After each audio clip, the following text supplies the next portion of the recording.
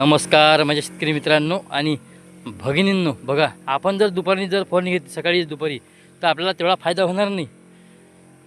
आणि आपण जर कमीत कमी संध्याकाळी 3 वाजता किंवा 4 वाजतापासून जर आपल्या मिरची पिकावर जर फवारणी घेतली तर खूप फायदा होणार आहे. बघा किती कीटकं उडत आहे आजूबाजूला.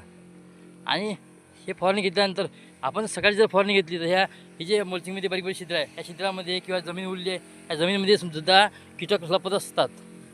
दुपारच्या वेळेस थंड हवेमध्ये घुसतात ते. आणि बरोबर संध्याकाळी 4 वाजतापासून ते रात्रभर मिरची पिकावर घात करतात.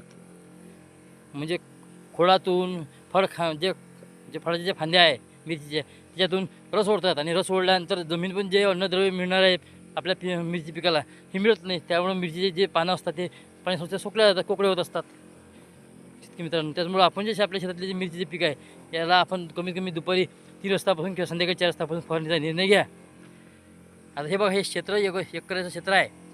या क्षेत्रामध्ये कुठेही झाड मेलेलं नाही, फक्त चुळला आहे मिरचीवर.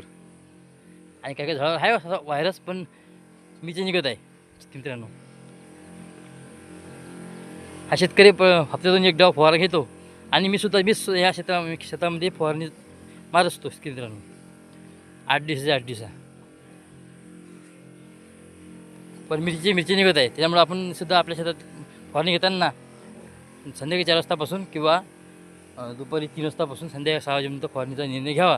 जेवढे कीटक आहे, जे कीटक आहे जमीन, म्हणजे आपल्या मिरची पिकांना रस शोषण करणारे, हे पूर्णतः याच्यातले काहीसे कीटकं मरून जाणार आहे. आणि जे काही लपले असेल ते सुद्धा बिमार पडणार आहे.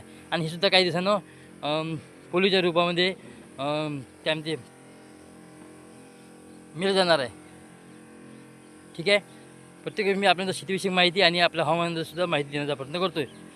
बरोबर, चला या पद्धतीचं आपण नियोजन करत असतो. मी सुद्धा दुसऱ्या शेतामध्ये फवारणीचा निर्णय घेत आहे. दुपारी मी 3 वाजता शेतामध्ये आलो आहे आणि 3:30 वाजता मी फवारणीचा सुरुवात केली आहे.